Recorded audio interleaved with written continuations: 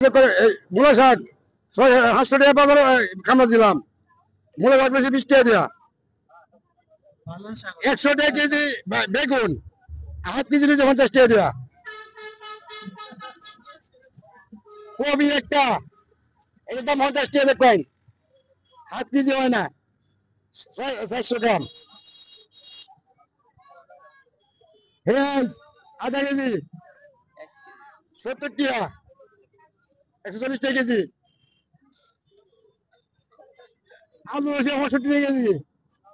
এখন আচ্ছা, বউ বাচ্চা কি টাকা আম আবু তুমি কি জানি নিয়াম এটা ভালো বলছে এটি দিয়া মানে চাল করতে নিয়াম কই কিভাবে আমরা চলাম, কিভাবে চলাম কই অনেক আবু লাগে একটা 20 টাকা নিয়ে হাতে নিতাম এই ফলন সব দেখেছি ভাত তৈরি করে যেটি খাই ভাত তো তৈরি খাইলাম আমি যদি নিমন্ত্রণ নিতে জানাম না তো আমরা গরিব লোক ভালো হইতো।